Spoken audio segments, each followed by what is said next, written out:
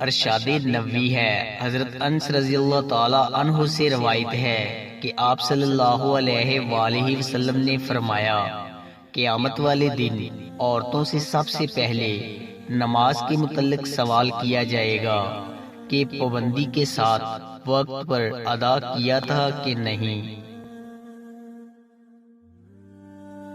پھر شوہر کے متعلق سوال ہوگا کہ اس کے ساتھ کیسا برتاؤ کیا تھا۔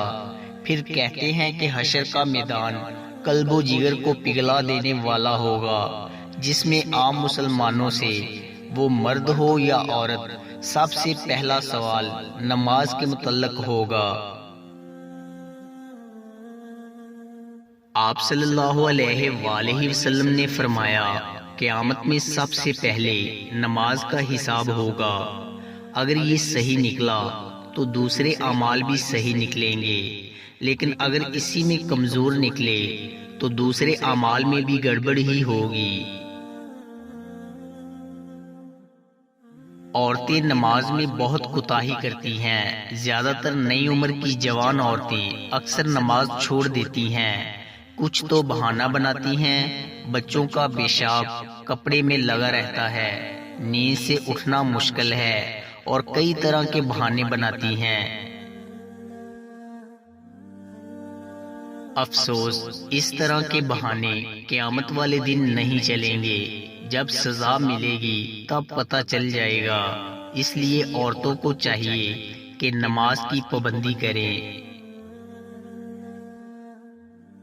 گھر کی بڑی عورتوں کو چاہیے کہ چھوٹی عمر ہی سے اپنے بچوں کو نماز کا پابند بنائیں، انہیں بتائیں کہ اللہ پاک کیا ہیں، ہمارے پیارے نبی صلی اللہ علیہ وآلہ وسلم کے متعلق بتائیں، ان پر درود پڑھنا سکھائیں، کیونکہ بچپن ہی سے سکھائی گئی باتوں کا اثر پوری زندگی رہتا ہے۔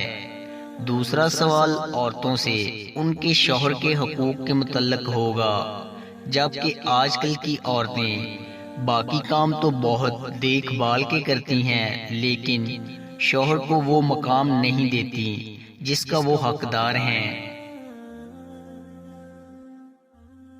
حالانکہ اس دو جہاں کے مالک اللہ پاک نے مرد کو مجازی خدا کا رتبہ دیا ہے۔ اللہ پاک ہم سب کو اپنے اور پیارے نبی صلی اللہ علیہ وآلہ وسلم کے اصولوں پر چلنے کی توفیق عطا فرمائے، آمین۔